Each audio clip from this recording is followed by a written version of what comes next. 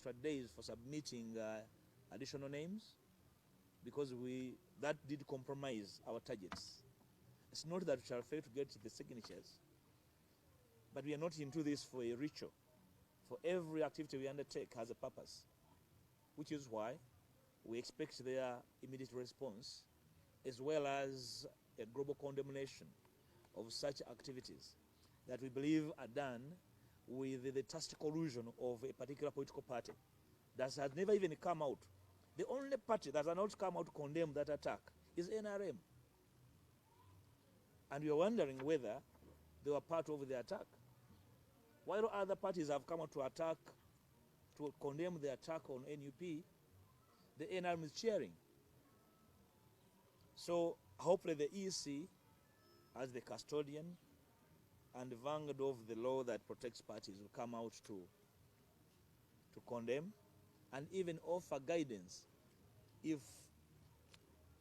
security thinks there is a breach of the law, how they'll do it. Some of us believe that, for example, the police would have contacted the EC and perhaps they'd be part and parcel of the search. It was not a search, actually, it was an attack, and it was actually an opportunity for some people to partake of some cash. For all these, we demand for explanations, and we are going to follow up on the court cases on these individuals that have made it a duty to abuse our space, to abuse our rights, and we cannot let that lying over time. Very finally, a further clarion call to all and sundry that an attack on NUP is a rehearsal of further attacks on other institutions. Therefore, no one should look at these as isolated, and therefore, we invite every Ugandan, every institution, cultural, religious, including witch doctors, to interest themselves in what takes place in other institutions, because we believe there are individuals that are hell-bent on grabbing every space and every power there is, and all of us must be in unison rejecting this and fighting it. I thank you. Briefly, in Broken in Uganda, mbaniriza kulwa NUP tubebaza okufaayo okuba nti ebigenda mu maaso mubituusa eri eggwanga. Twagala okutegeeza eggwanga nti ebintu bingi bigenda mu maaso okuva bwe twalumbibwa wano. Ebitongole ebyandibadde ebikuuma ddembe n'ebyafuusa ebimenyi by'amateeka ne bimenya ekitebe kyaffe ne bibba ebintu, omwali ne ssente enkalu ze batwogerako ezaali obukadde 23, omwali ne files, omwali emikono egy'okusemba okuwanisa kwa pulezidenti waffe. Bikya bibeerawo ebyo, tutegeezezza abakwatibwako omuli akakiiko k'ebyokulonda, tugenda kutwala mu kooti. Tetugenda kuloopa ku poliisi kubanga poliisi yatulumba, genda mu kooti okutwala abo bassekinoomu abaalabika nga baakulemberamu obubbi obwo bwaliwo wano obw'emisana, era tulondwa n'abantu baffe be baatutte mu makomera ag'enjawulo okubavunaana emisango gye tulowooza nti gyakimpatiira. Nga muto wange bwannyonnyodde Joel, mumanyi bulungi nti tumaze emyaka 58 nga tufunye obwetwaze. Emyaka egyo ku gyo 35 Mwami Museveni ne NRM badde bagikulembera. Ekimu ku byewuunyo tunakigattako mu the bayita 7 wonders of the world, tugatteko 8th. Emu ku zo nti ekimu ku byewuunyo by'ensi yonna nti emyaka 58 egy'obwetwaze na 35 egya NRM abakuumaddembe tebasobola kumanya byambalo byabwe, era bwe basanga ayambadde ekimyufu bayinza balowooza nti y'omu ku bo. Tebasobola na kwawula emblem oba biraga bubonero bwabwe nga kano ensini eno. Tubasoomoozezza oba balowooza na kino kyayo bakyambale, era tubalinza okubasanga abakyambadde. Naye tumanyi nti ebyo byawewussa, tugenda bakkiriza kwewussa nga bali mu byambalo byaffe eby'amagye n'ebya poliisi. bwe bati bamanyi bye bambala tubawadde omukisa bajje tubasomesa ebyambalo byabwe tubimanyi mu mateeka ne mu nfaanana. Abakulembeze ba poliisi n'abamagye twewaddeyo okubawaayo omusomo ogw'obwereere okubasomesa ebyambalo byabwe ebifaanana mu mateeka ne mu ndabika, balekerawo okutambulanga bo nga abakomanda okwebuzaabuza ate n'okubuzaabuza bwe bakomandinga. Kyova olaba betugenda baali wano betugenda okutwala mu kooti bategeeze kooti nti ddala batambulira mu butamanya, kooti eneetuwa amagezi bayambibwe. Ekitali ekyo njala kusaba ba NUP bonna gye muli, alina enkofiira egiteekeko, alina ovuleyo gyambale, talina wemenyera mateeka. Twawula kibayita amateeka n'oluteekateeka. Tukkiriza amateeka, katala lyaffe okugaana oluteekateeka lwonna. Omuntu yenna okwekaka mu tteeka okumenya amateeka. Singa tumuyambako tujja kuba tuyambye okuteekawo enfuga etambulira mu bumenyi bw'amateeka. N'olwekyo situgenda bawerekera, tugenda kubeera nabo mu kumenya amateeka. Kyokubiri, mugoberedde obulumbaganyi obubadde mu Buganda wano, obulumbaganyi obwaliwo ku kika ky'Embogo, ne bakuba bannaddiini tiyagaasi, mwali n'omusumba wange w'e Masaka omuwummuze Bishop Kaggwa, ate n'omukulu w'ekika ky'Embogo. Ono mu Buganda bw'olumba abataka oba olumbye kabaka, kubanga abataka be bakuumi b'Obwakabaka. Njagala kusaba n'okulabula bannaffe abakuumaddembe nti ebyafaayo atabiigirako aba musiru, naye mulina omukisa okutegeeza ensi oba muli basiru oba muyigira ku byafaayo. Omuntu bw'agamba nti ndi musiru tukusonyiwa, naye muba temuyigira ku byafaayo era n'ekyo kyammwe kiri gye muli. Bino byonjegera byangu okutegeera. Twategeezeddwa poliisi nti yeetonze, tekimala okwetonda. Mutegeeze n'eggwanga oba bakikoze bali butabika oba bali mu kkomera, ekimu ku byo. Bw'abanga bali butabika tumanya nti babadde balalu, babadde batamiivu, bali mu ddwaliro bajjanjabibwa babagyeko omwenge ogwo gwababaddeko. Ekitali kyo tukitwala nti mwakikaanyaako, mwakikoze kutyoboola kitiibwa kya Bwakabaka na kitiibwa ky'abataka abo ne bannaddiini. Era twagala kusaba ebitongole byonna, Obwakabaka, bannaddiini ku buli mutendera, okubategeeza nti kino si nsonga eri mu bbanga nti eyita buyisi, kwe kumu kweteekateeka kwa bannaffe bano obuyinza bwe bagenda ku bwongo balowooza ekiseera kituuse olowooza nti bannaffe abali mu buyinza basobola n'okussaako abataka baabwe, nti oyo omutaka taliiwo tebamulabawo bajja kusaawo owaabwe, bannaddiini basseewo abaabwe. Mwabiraba ebyali Rwenzuulu byongerako obweyongezi, ebibadde mu bitundu ebirala byonna ebya Uganda, Mwakyoli n'ewalala.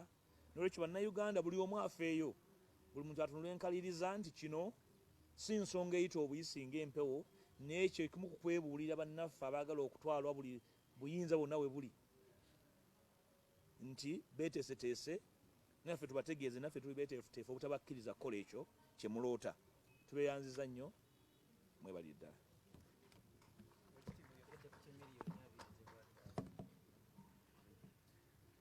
Thank you, sir. Honorable Matthias Mpuga, Deputy President in charge of Central Region. Thank you for teaching the police officers and army officers. You know, Honorable Mpuga is actually a trained teacher. So we are glad that you get to teach these people such that they learn where to start from and where to end. Let me invite Comrade David Lewis Rubongoya, our Secretary General, to also communicate a number of things. People power, our power, NUP, everywhere. Thank you so much, comrades, Deputy President and spokesperson and other leaders. Mine are about 4 things I want to talk about. One, to thank all Ugandans who took time to sign for Honorable Robert Kyagulanyi Ssentamu to be nominated as a presidential candidate. Indeed, as you all know, we had collected signatures over a period of 2 months, which we were sorting out here. We were meant to hand them over on Thursday last week, and then they raided us on Wednesday. And when they raided us, we had to make a call to comrades out there and they were able to collect very, very quickly 33,000 signatures, which we delivered to the Electoral Commission. Really to appreciate you guys, because it was a wonderful thing to see. Even now as I speak, many other people are bringing in signatures. Every time you hear that a group of about 4 people have come with thousands of signatures in the bus park, and then our teams have to go and collect those signatures. So really, really to appreciate all Ugandans across for responding quickly and signing these papers. I know our comrades in the diaspora have been also requesting us, how can we sign these forms? So you can see that millions of Ugandans would want to endorse the candidature of the Honorable Robert Kyagulanyi Ssentamu.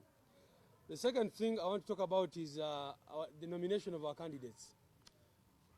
We also know that the nomination of candidates was largely successful, but as NUP we got challenges.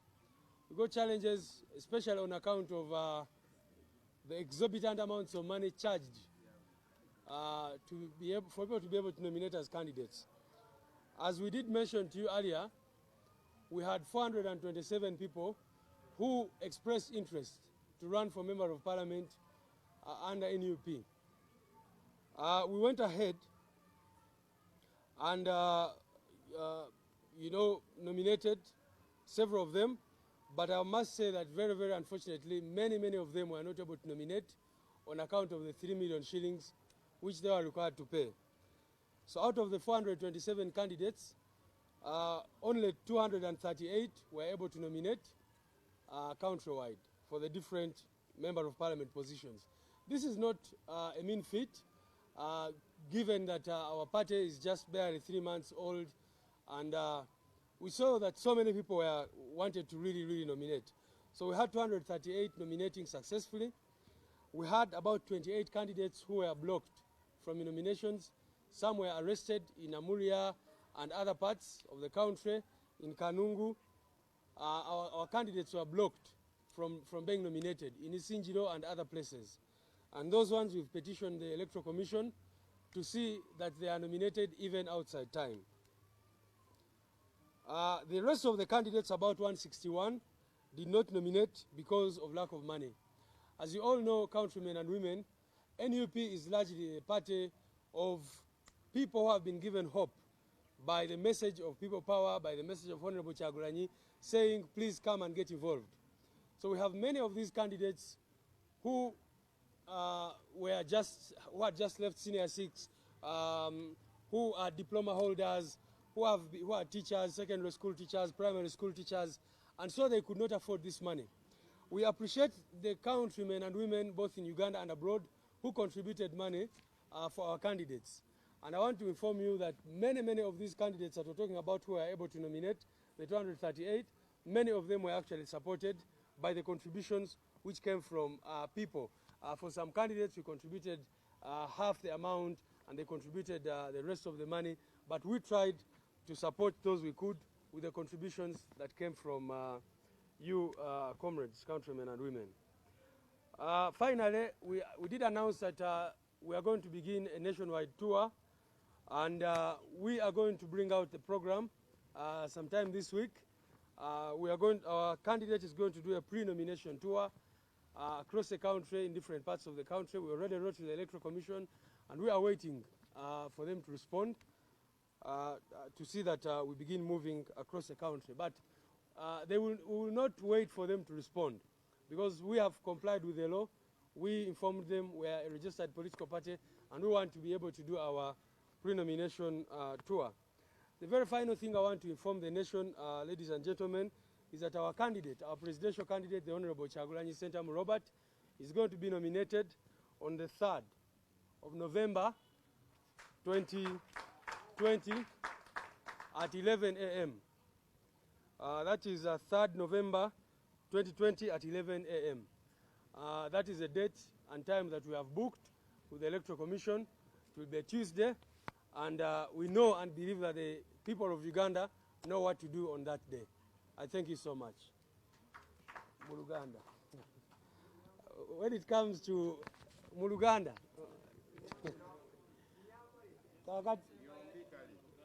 kale kanjibawe mu Luganda. Yeah.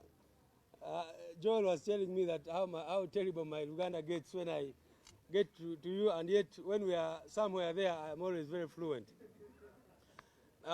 Banafa bamawulire mwebale nnyo okujja era mbadde njagala kwogera ku nsonga nnya. Esookera ddala kwe kwebaza bannayuganda bonna okulaba nti batuwa emikono oba signatures okusobola okuwandiisa kandidate waffe ow'ekitiibwa Kyagulanyi Ssentamu Robert. Twafuna emikono egisukka mu 3,013 era tulina abantu bangi nnyo abakyaleeta emikono okuva mu bitundu by'eggwanga ebyenjawulo. Mwebale nnyo, mwebalire ddala ku nsonga eyo. Era tumanyi nti waliwo abalala abaali agadde kutuwa emikono okuva ebunaayira, bannayuganda bali eyo n'abalala, naye tubeebaza nnyo okulaba nti mwena mwagala kuwagira kandidate waffe. Era twebaza abo abasooka otuwa emikono egyali giwerera ddala obukadde 7 gye twali tukunganyiza okumala ebbanga lya myezi nga 2, naye poliisi n'amagye bwe byajja wano ne babibba ne babitwala.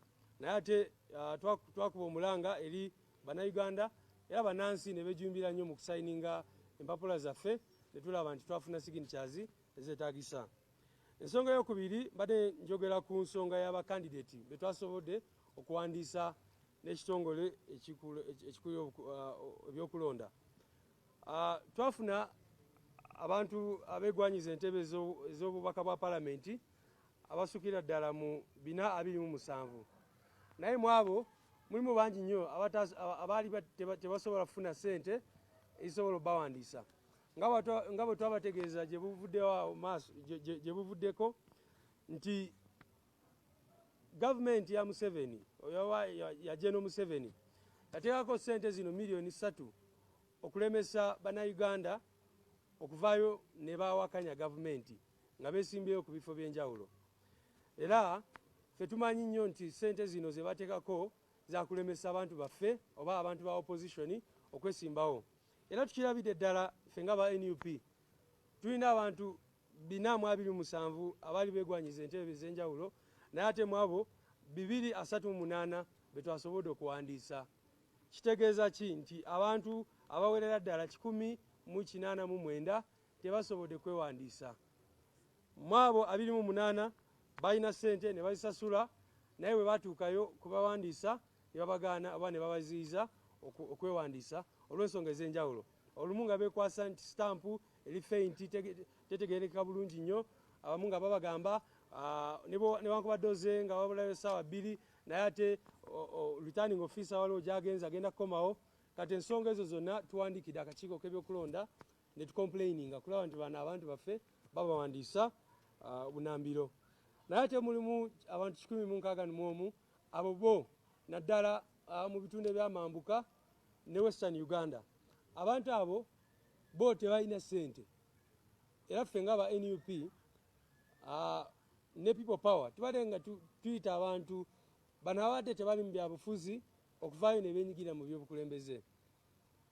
Abamu ogenda kwesanga nga basomesa ba primary, omulala musomesa wa secondary, omulala akola ki nga enfuna yaabwe entono nnyo, nga bwe basaba miliyoni 3 oluusi tebasobola nazifuna mu myezi 6 bw'olaba ku ssente ze bakola. N'olwekyo abo abantu tebasobodde kwewandiisa kyanaku nnyo, naye tubasuubiza nti bwe tufokasinga ku kiri ekyokukyusa obukulembeze bw'eggwanga, ebyo byonna tugenda bikyusa, tulabe nti buli muntu yenna oba mwavu oba mugagga alina kyansi okwesimbawo n'afuuka mukulembeze mu ggwanga lino. Ensonga endala era n'okwebaza bannayuganda bonna abakontributinga ku ssente ez'enjawulo ne tulaba nti tusapootinga bano bakandidate. Mu abo 238 bensomye obenjogeddeko twasapootinga bangi nnyo nga tubawaayo ku ssente ezabasobosa okwewandiisa. Era singa temwatuwa buyambi obwo oba oli awo twali badde tulina bakandidate batono ddala. Naye ate bakandidate bano be tulina 238 si be batono munnange ku kibiina ekibadde ekimaze emyezi 3 gyokka. N'olwekyo nakyo tukyebaliza Katonda, naye ate tusaba abantu baffe mwenna tuveeyo tweyongere okuwagira bakandidate ba NUP wonna we bali. Ekisembayo twogedde last week twabagambako nti candidate waffe Honorable Kyagulanyi ayagala kutandika kutalaga ggwanga lyonna, era twawandikira akakiiko k'ebyokulonda ne tuwandikira abalala bonna, era tugenda kuba tubawa programu mu nnaku ntono nnyo eraga bye tugenda okukola, district ki ze zitandikiramu n'ebirala bwe bityo. Mpozi n'okutegeeza eggwanga nti candidate waffe Honorable Robert Kyagulanyi Ssentamu ke tumaze okuteekayo emikono, kaakati ekisigadde kya kwewandiisa oba nomination, era agenda kwewandiisa lujja kuba lunaku lwakubiri ng'ennaku 3 ez'omwezi ogw'Ekumi oba Novemba ku ssaawa 5 zennyini ez'okumakya. Lwe tugenda okutwala candidate waffe okwewandiisa nga candidate avuganye ku kifo ky'obwa president wa Uganda, era awangule, era Uganda tugitereeze. Mwebale nnyo, mwebalire ddala. Thank you, Comrade DL. All right, we'll take a few questions if there are any, and I will see how we wrap it up. Yes, Chief.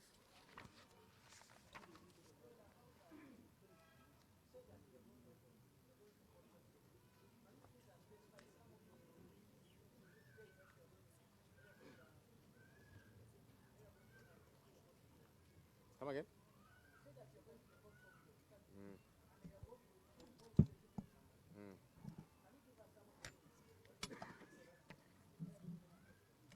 Okay. Is that?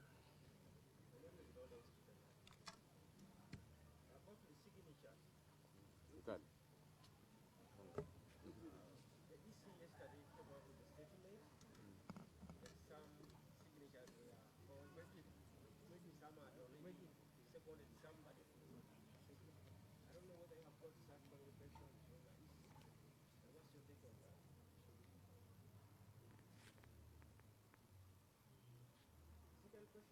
Ah, okay.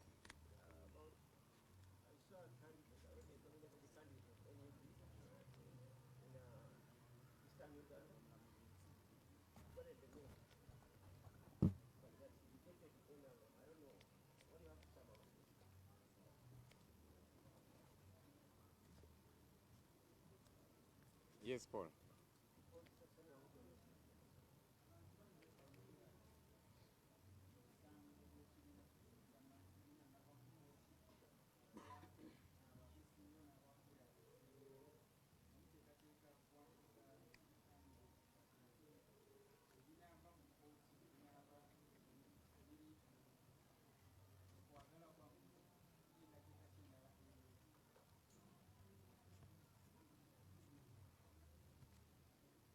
Yes, c'est bon.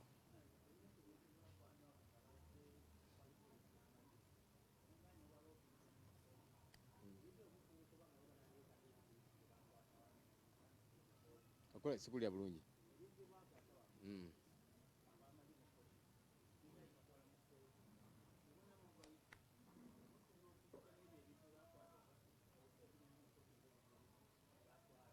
Tusuubira bitwale ng'obujulizi ate be bali birina.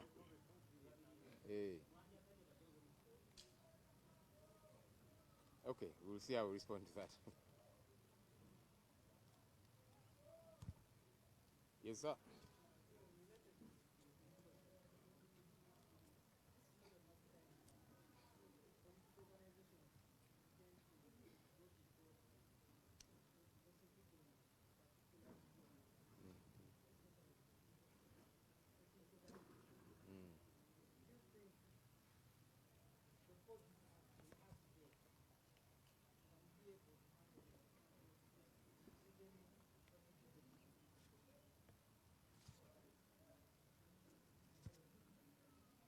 Yes, sir.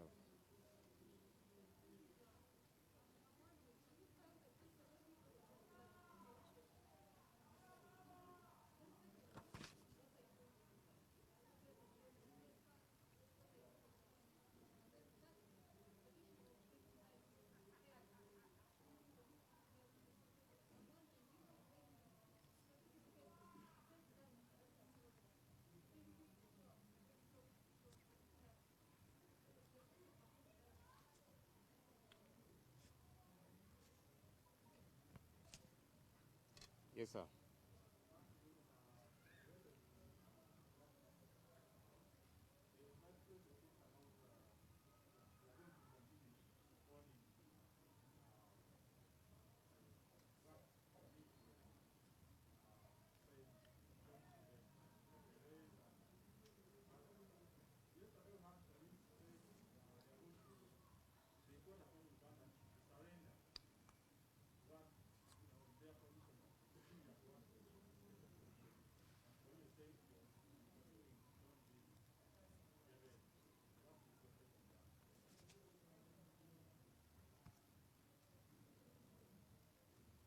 Okay. Kale. Teri abuuziza ku bya munyenye, nine munyenye gye ndabye wano ng'eyitawo. Okay, I'm going to respond to 2 or 3. I saw some were directed to, for example, the Vice President. Lewis will also tackle this a particular one.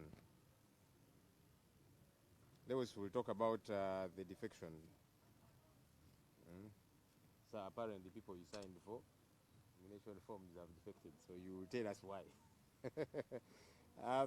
Many of the questions were similar, really, berets and so on. Who is to be sued? Specifically, like I said, we are going to target leaders. For example, one of the people that we're going to sue is the commander of Kampala Metropolitan Police, one Moses Kafero Kabugo. We also intend to sue the commander of military police, because you saw military police officers here, and a plethora of others, as you will see in the suit. Yes, Mukulu Chitata, it's a statement on signatures that were taken. We have not seen any such. The EC has yet to officially write to us. Actually, like the SG did say, the EC is going to begin verifying, is it in a day or 2? So they have not begun verifying, so there cannot be a statement from the EC. If there is any such, it must be a fake news kind of statement, because our communication with the EC, they are going to begin verifying in about 2 days. They will sit with 2 people that we are going to give them to begin verifying. It's after that verification process that they can then write to us, communicating to us whatever they will have gotten from the verification exercise.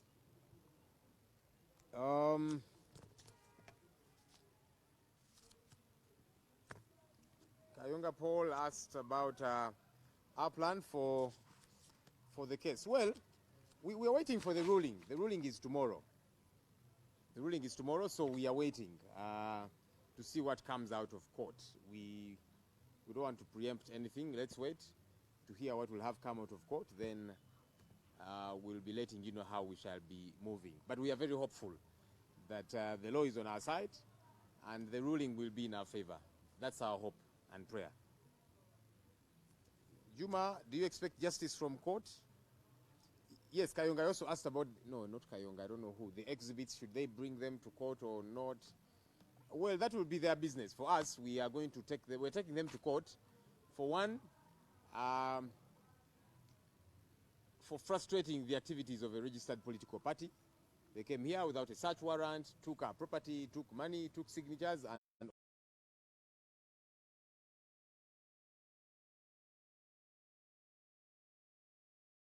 all these different things. So we are suing them for trespass, among several other things, frustrating and hampering the activities of a registered political party. So they will bring whatever evidence they have and exhibits and all of that. That's their business, really. When will we file? The lady from Uganda Radio Network should be the day after tomorrow. The day after tomorrow. Our lawyers are finishing to compile all that's required, evidence and so on, and then the day after tomorrow, we shall be suing these people. Okay, and then maybe one final one. Specific individuals who have been denied media, it's a general communication from our candidates. Like we've told you about Lango region, all our candidates there have been calling us and saying, this is a situation that is happening. And the Radio Owners Association has come out very clearly to say, we're actually denying these people access. Why? Because of pressure from UCC to revoke our licenses and pressure from police.